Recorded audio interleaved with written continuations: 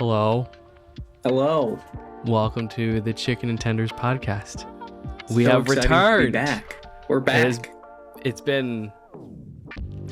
I don't know how long it's been since we did the last one. I was in my first apartment, which means Wow. it was well over a year ago. Well over. Oh, yes.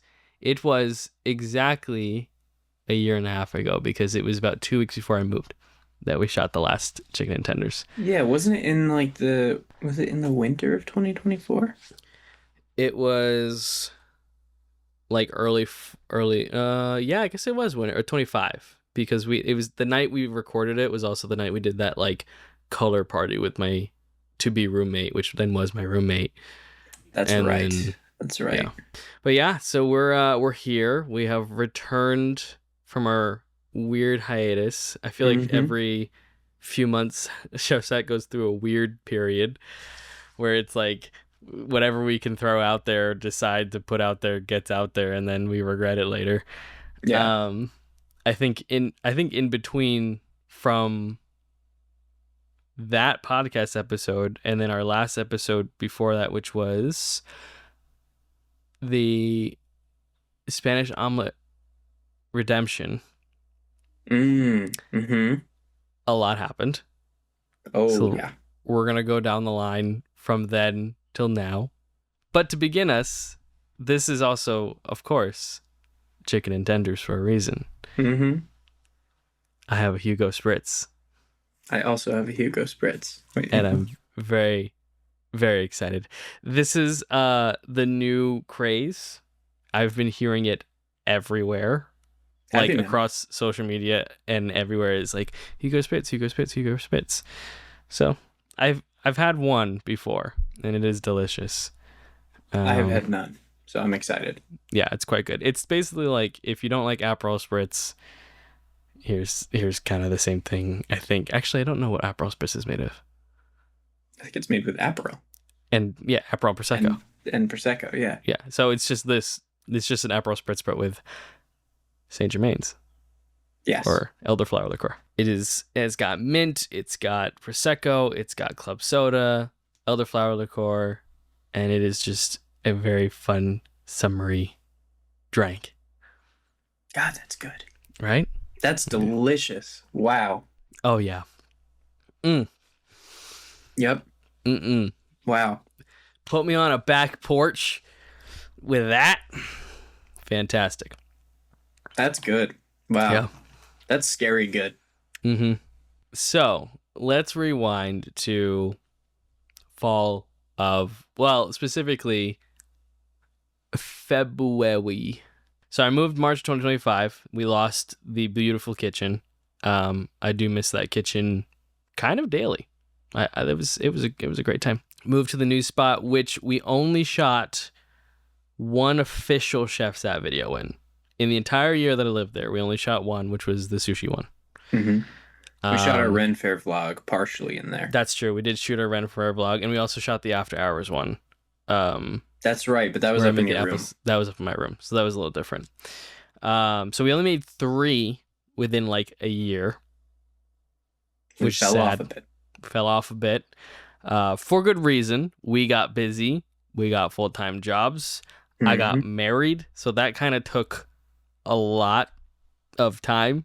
Yep. And I did not have time to do all of this like we were doing every single week. And also in between that, before the sushi one and after the last podcast, I decided to go rogue and I rebranded the entire channel. Hopefully nobody saw that, but I rebranded it for like a week and then said, what am I doing? Shef Satt never dies. And I rebranded all the way back to Shef Satt. You remember that? It was going to be Congruity Studio. Yeah, like vaguely. Yeah. I remember you were like, yeah, you were making some interesting changes. I was going creatively insane. I think that's what was happening is I was feeling extremely unfulfilled in every creative aspect at that moment. I was just like, nothing's happening. It's back to just like, I haven't made anything. You know, my short films have fallen off. All of this, our show had fallen off, and so I was like, trying to just put anything out there. And I get in these modes, that you've seen me get in these modes many times over the years where I'm like, we need to do everything right now. Otherwise, everyone dies. Like, there's no rhyme or Just reason. go into panic. I just go into creative panic mode. So here we are back after creative panic mode where I'm like, we got to go back into it. We got to do it. That's enough about me. You had also crazy year. Well, how long has it been? 2 years, year and a half? Oh man. Kind of fell off the deep end for a little bit in 2025, the beginning. Hopefully that didn't come across on camera. I don't really know. But anyway, since then, as far as work goes, I was cooking and bartending. So that was fun because that gave me some good experience. Even though we weren't filming Shef Satt, I was still able to keep up with that secularly until December of 2025, where I switched careers over to back to plumbing. So that's what I've been doing since December 1st, and I absolutely love it. I'm finally working a full-time job, and it's one where I get to wake up every day, and I'm kind of excited to go to work because it's always something new. I mean, we've made some pretty sweet friends over the course of the last year. That's true. We've got a pretty solid, tight-knit group of people that we spend time with, and I bought a PC. He bought a beautiful I bought a PC. I will shift it to see if you can see it. Oh yeah. It's I don't know if it'll. It's a little blurry. Try to put your face next to it. All right. No. It still didn't work. So you're seeing little bits of it. It doesn't work. Anyway, it is nice though. It's gorgeous. It's very nice, and when it's on, it's very cool. Anyway, so that's what's been going on. Other than that, honestly, nothing really has changed other than just life is good. I'm happy and very excited to get back into Shef Satt as much as we can. Yeah.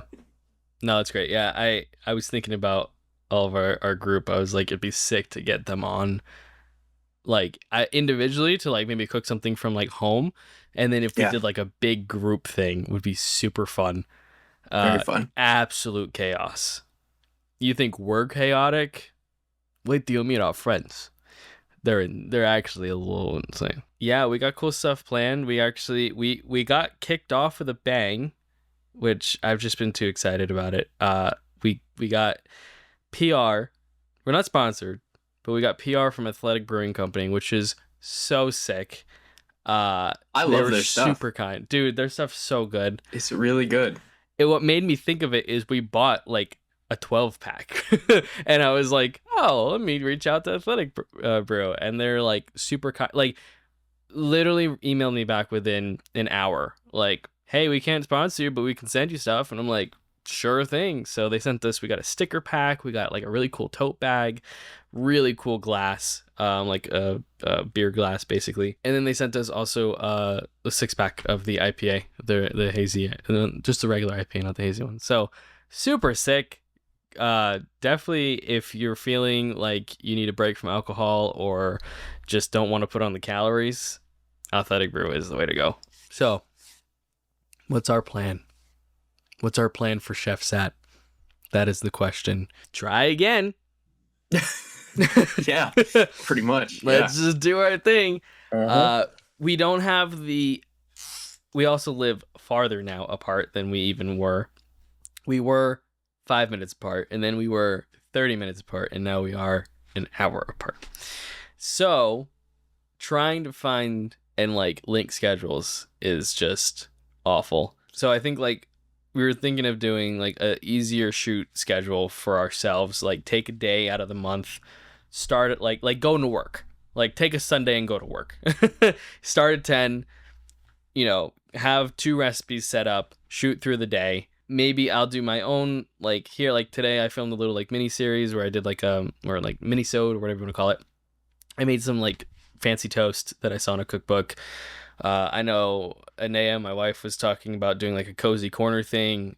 She just went on a paddleboard this morning and like picked blueberries from an island like back behind her house, and I was like, that's perfect. Like you could make blueberry muffins, because she makes really good blueberry muffins with that, and then that's like an episode. You could like do a thing. So kind of the idea is like 3 different types of content, and try and get 3 to 4 videos out a month and stay consistent like we used to. I think we should talk about like what direction we want to go with Shef Satt. Sure. Because we've kind of determined that the way that we were heading, while fun, was not very sustainable. Right. And it felt repetitive. And it felt like we were kind of just going through the motions instead of really being creative with it. I think what we realized is it was no longer true to what Shef Satt was when we first started, which was just 2 idiots finding the cheapest way to make a gourmet meal at the grocery store, and just having a fun time. And it became something more where we had to teach and where we had to, prepare and do all sorts of extra steps. And so I think what our goal is to bring it back to the heartfelt and the creative side of cooking and of drinks, to be more in the process of creation rather than in basically the business of ripping off. I shouldn't say ripping off because it's not a rip off, but to have more of our selves as a part of what we cook and what we prepare for you.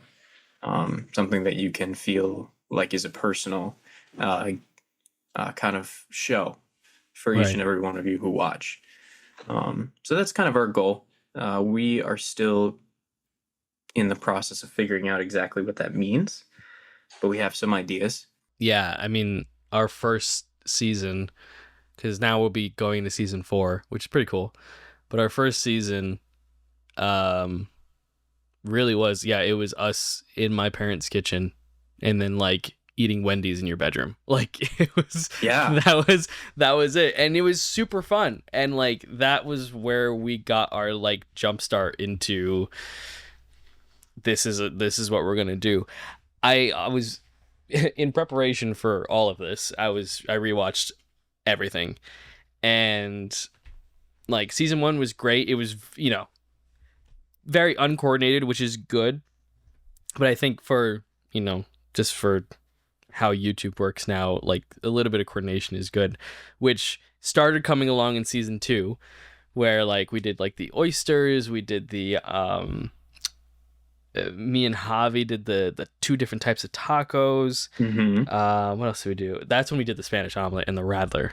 Nasty. But like that, I was like, this, I think although season 3 was awesome, we did so much. Like we made 17 videos in season 3, which was insane for like our track record. And like, we did like the Smackdowns, we did so like the Caesar Martini, like we did a lot of really cool stuff, and it was really, really fun.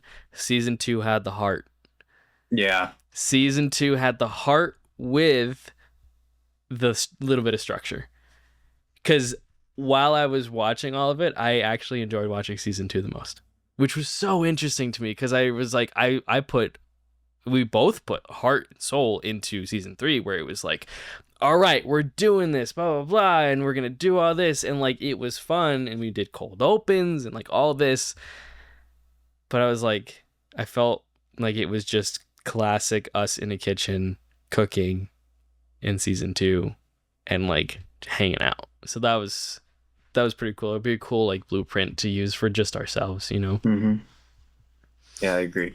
But all in all, Shef Satt is not dead. No, we're definitely not. We needed a break to just take care of some big things in life. And now everything's kind of settled down. And so we can take the time to actually like put forth heartfelt effort and soul into the content that we create online. And I think too, our focus was more so on sticking with the schedule that we set. And I think also kind of chasing the potential fame that, YouTube gives you the idea that you can attain. Yeah. And if you go into it for that reason, you may be successful. I'm sure there's plenty of people who have done that and they've made it great. But really, what's your point in being on the internet and providing these kinds of videos is to make the people that you care about laugh, or, to make somebody's day, or just to be able to express yourself in some way, in a way that you want to share. And so I think a part of that is something that I noticed I was focusing more on it as like a chore, kind of, because I was like, oh, like if we can do this, then we can, make lots of money. And I wasn't making a lot of money at the time. And so that was my drive, But now it's more so like, since it's not such a constant, like constant and constant 4 videos a month, like I think I can actually take the time to focus on the one time that we film a month. Right. And to have fun and to like just be proud that, we got on there, we made something and we put it out to the world. And like let that be that's the reward. Right. It's just like, yeah, like I hung out with my best friend and we made food and we had drinks and we talked and some of our friends laughed at our video. And like that in itself is like such a nice thing to think about versus like just being obsessed with getting views or how getting many thousands have seen this. Or, yeah. I don't know. That's my goal, is for something that I noticed with myself, to make a more conscious effort to not get so enveloped in all of that excess. Just to That's enjoy smart. it. Just to have fun. No, that's the smart. whole point. This is why we started this. This is why we've been doing film for as long as we have together, and for you as long as you have before you met me. But it's because it was just something we enjoyed. Yeah, and it was fun to make people laugh and be like, whoa, that was cool. Yeah, and I'm going to try not to do my crazy...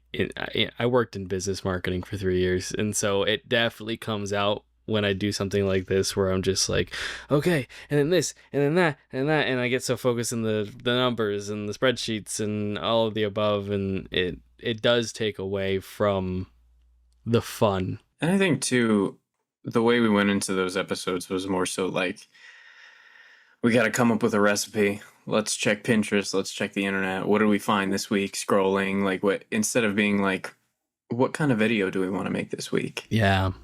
That's a good point. Like, what do we want to share? And then figuring something out based off of that, a food that could support that, or like having an actual plan in mind and then doing the research on it. Correct. Rather than just picking something to cook and then figuring out the rest. And running with it. Yeah. Which, as exciting as that can be, because it's, off the cuff, it's also like, I don't know, it's not as natural, I think. It's a hit or miss of stress too. Yeah. Because like the times where we would run in with that and it'd be like, oh, cool, this worked out perfectly. Like everything was great. We had a good time. It cooked great. And then that was fun. And then 90% of the times when it was like, everything is ruined. The potato stuck to the bottom of the pan. I have to redo it. That's another 2 hours. Like that it's would 2 happen. a.m. and we don't even have a fully cooked meal yet. Yeah, exactly. All of this is not to say that we didn't have a good time.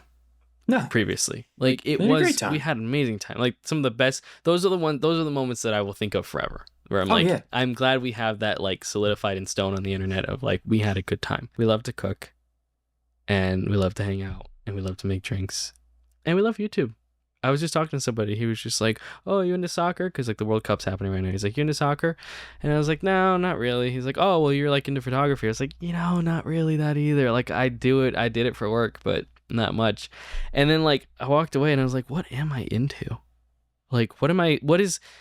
Because like I have all these hobbies. Like I like music, I like this and that. But I'm like, what am I into? And I'm like, YouTube.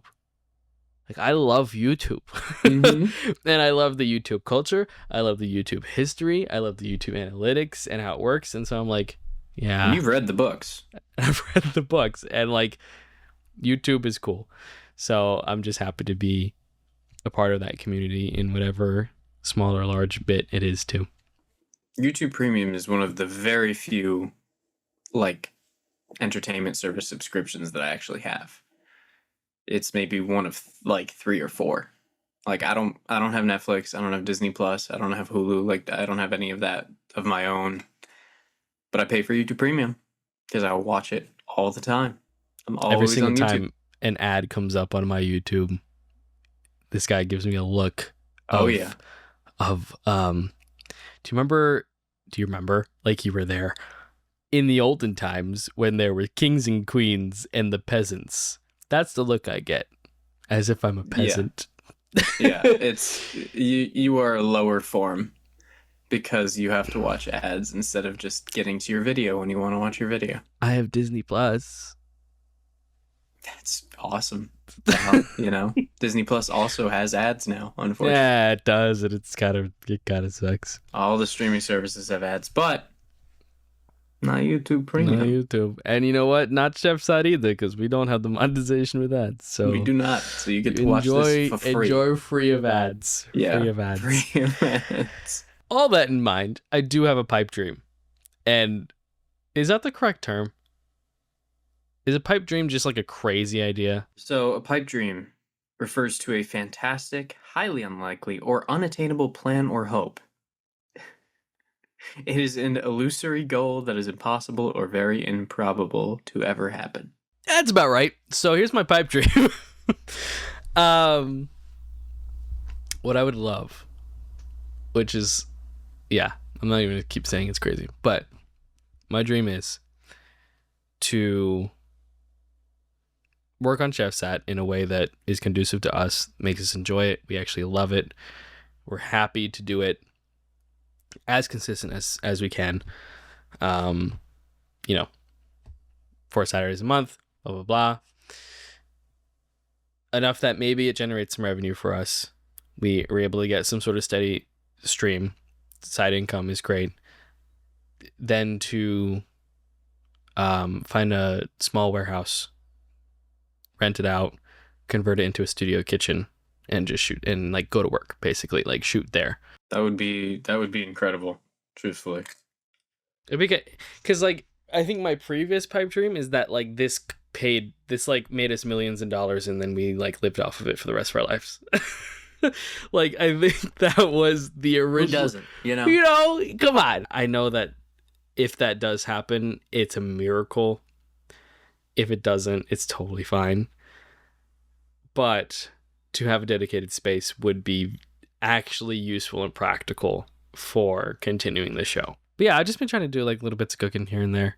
She likes to cook though, so we kind of battle for the kitchen. You guys will always be well fed. It's true. We had Greek food at our wedding. It's pretty good. It was very quite delicious. I can attest. I was there. He was there. He was my best man. Of course. Had You to would be. expect less? No. Thank you for watching. Thank you for Thank watching. you for being here. We've missed you. We love you. Yeah. Thanks very for sticking much. around and being patient with us as we figure out what the heck's going on.